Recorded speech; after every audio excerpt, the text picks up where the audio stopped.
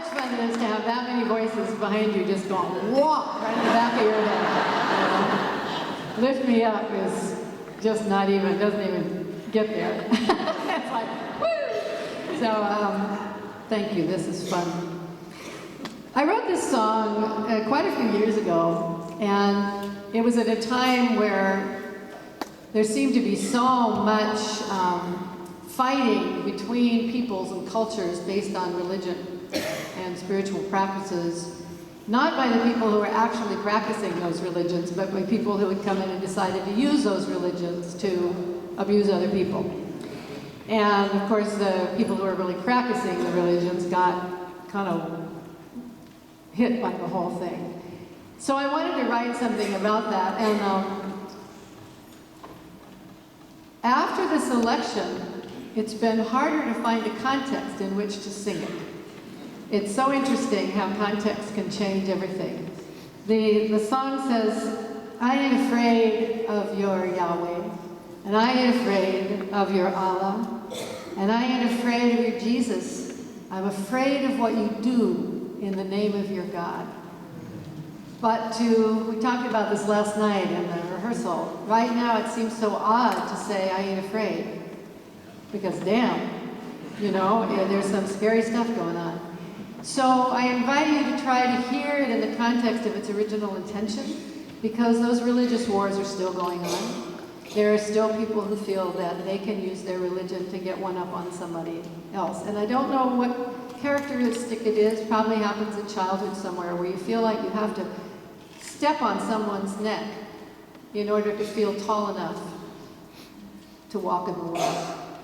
And I hope you'll sing with us and understand the contradictions of it in this moment in time.